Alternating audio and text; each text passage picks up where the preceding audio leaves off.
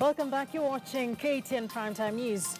Our civilian firearm holders have until the 19th of March this year, yes, you heard me right, to be registered afresh. Interior Cabinet Secretary Dr. Fred Matiang'i says the firearm holders will be required to acquire a special identification card which will contain the biometrics of an individual. Now, the directive, which is aimed at curbing gun-related crime, comes just days after the 14 Riverside Drive terror attack.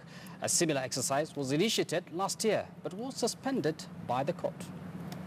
At the scene of the 14 Riverside Drive terror attack, efforts to save lives in the initial stages of the rescue mission saw civilian gun holders help to save lives. But the ownership of firearms by civilians has not always been for good deeds. Security experts have cited lapses in the licensing of firearms for the illegal possession of guns, something that poses a threat to security.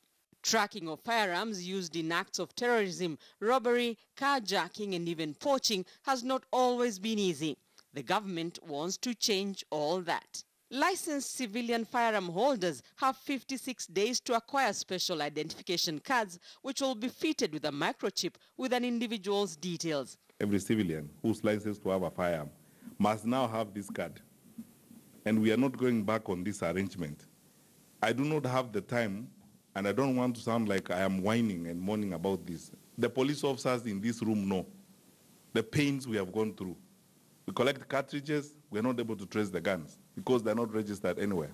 In December last year, Matiang'i directed all civilian gun holders to appear before the Firearms Licensing Board for fresh vetting before they are issued with a smart license.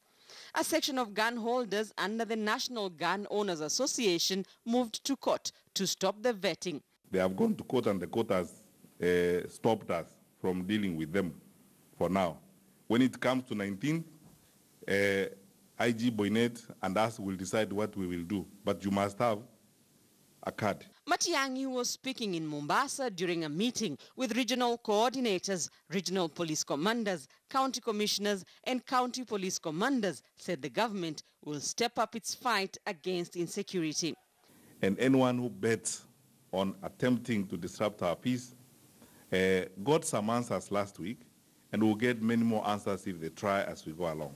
The fresh registration of civilian firearm holders will be a census of sorts that will give a record of the number of guns in civilian hands in the government's latest effort to curb gun-related crime.